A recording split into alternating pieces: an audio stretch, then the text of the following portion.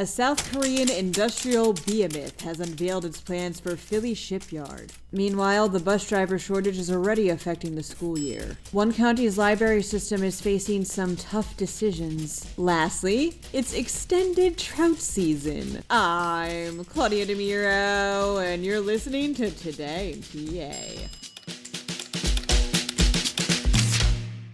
Hanwha is an industrial giant from the Republic of Korea, South Korea, that bought Philly Shipyard 2 years ago for a cool $100 million, reports the Philadelphia Inquirer. And following President Lee Jae-myung's visit last week, Hanwha has begun to fill in its $5 billion plan to make a lot more ships at the location.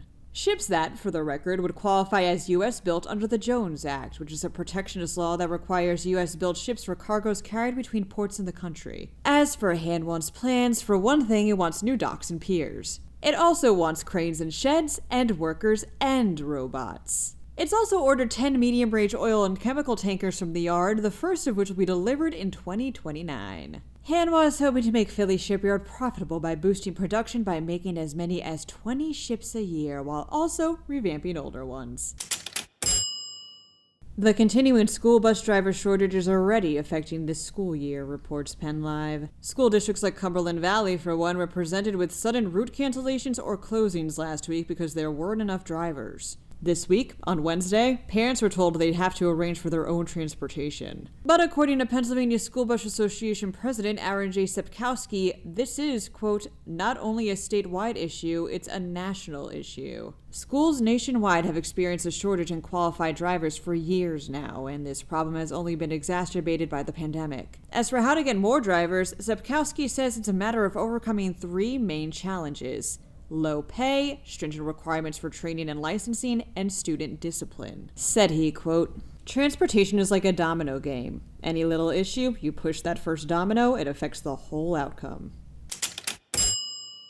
According to Executive Director Robert Lambert, due to the lack of state funding, although its budget of $10 million has remained unchanged for about a decade, the York County library system is going to have, quote, to make some tough decisions, unquote, states WGLA8. The system recently commissioned a service optimization study to address the challenges it faces coming from rising costs, changing demographics, and involving technology. Some library hours might be reduced, as according to state requirements, while other locations could be consolidated. If you're in the area and want more information, please click on the corresponding podcast article link.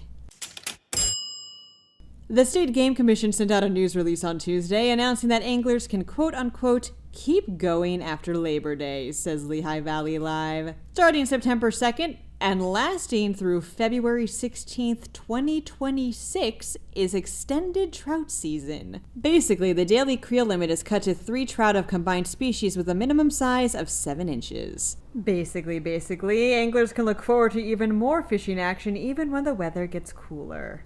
Keep in mind that extended trout season regulations only apply to designated stock trout waters. Harvesting trout in other waters during the season is prohibited. For more information, click on the corresponding podcast article link.